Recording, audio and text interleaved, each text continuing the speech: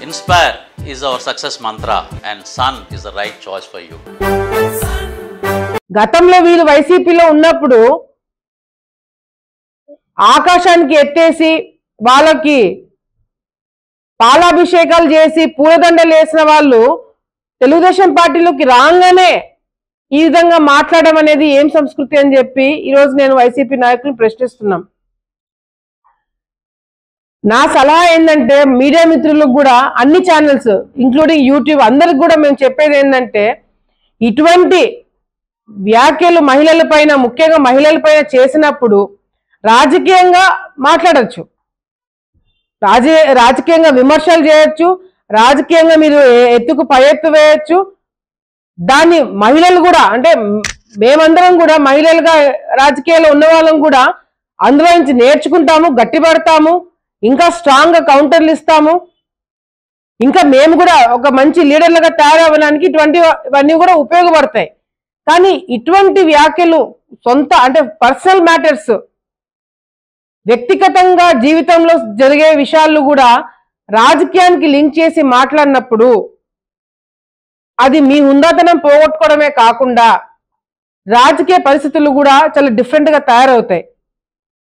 వచ్చే తరారు వాళ్ళు కావచ్చు, మీ ఇంట్లో మహిళలు కావచ్చు, దాన్ని హర్షించరని చెప్పి కూడా ఈ సందర్భంగా వైసీపీ నాయకులకు తెలియజేసుకుంటూ మీడియా మిత్రులు కూడా రాజకీయంగా మహిళల గురించి ఏదైనా మాట్లాడితే దాన్ని మీరు కూడా పబ్లిసిటీ ఇవ్వచ్చు, మీరు సోషల్ మీడియాలో పెట్టచ్చు, అది షేర్లు లైక్లు అవన్నీ జరుగుతాయి.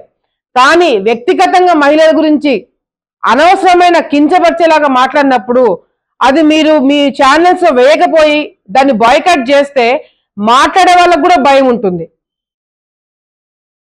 వాళ్ళ ధైర్యం ఏంది, మేము ఏం మాట్లాడినా 10 మంది చూస్తారు, మేము ఏం మాట్లాడినా 10 మంది చప్పట్లు కొడతారు, మేము ఏం మాట్లాడినా 10 మందికి మాకు పబ్లిసిటీ వస్తుందని చెప్పి అనుకున్న వాళ్ళకి మహిళల గురించి తప్పుగా మాట్లాడితే మా ఛానల్స్ మేము వేయము, మహిళల గురించి తప్పుగా వ్యాఖ్యలు చేసి పర్సనల్ మ్యాటర్స్ మాట్లాడితే మేము సోషల్ మీడియాలో మేము వేయము అనేది మీ మీడియా మిత్రులు కూడా ఒక స్టాండ్ తీసుకుంటే తప్పకుండా మాట్లాడే వాళ్ళు కూడా తక్కువ అవుతారు.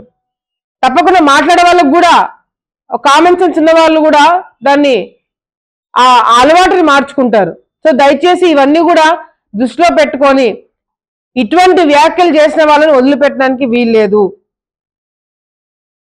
క్షమాపణ చెప్పడానికి అవకాశం కూడా ఇస్తున్నారు.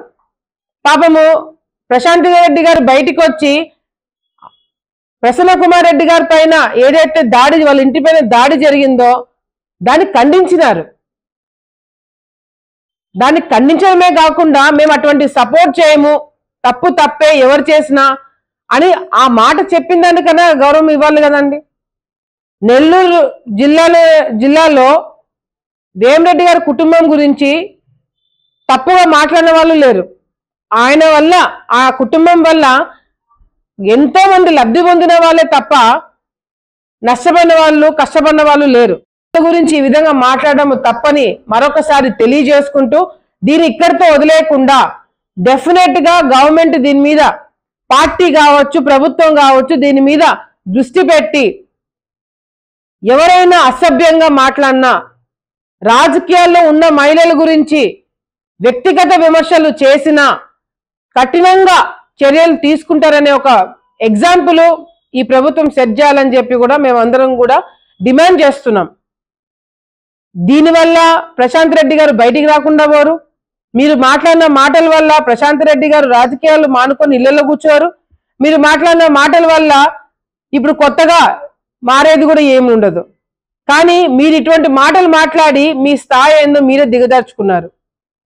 వైసీపీ నాయకులు దీన్ని ఎంకరేజ్ చేస్తూ సాక్షి టీవీలో కావచ్చు, ఛానల్లో కావచ్చు, పేపర్ కావచ్చు, లేదంటే వైసీపీ నాయకులు కావచ్చు, దీన్ని సపోర్ట్ చేస్తూ ప్రసన్న కుమార్ రెడ్డి గారు చేసిన వ్యాఖ్యల్ని సపోర్ట్ చేస్తూ ఎవరైతే ముందుకొచ్చారో రాజకీయంగా వాళ్ళను కూడా ప్రజలు హర్షించారని చెప్పి సందర్భంగా హెచ్చరిస్తూ మరొకసారి ఇటువంటి వ్యాఖ్యలు చేసిన మహిళల గురించి తప్పుగా మాట్లాడినా రాజకీయంగా ఉన్న మహిళల గురించి మీరు పర్సనల్ మ్యాటర్స్ తీసుకొచ్చి బయట పెడితే రాజకీయంగా భయపడి వెనక్కి తగ్గే వాళ్ళు ఎవరు కూడా రాజకీయాల్లో లేరు ఇప్పుడు.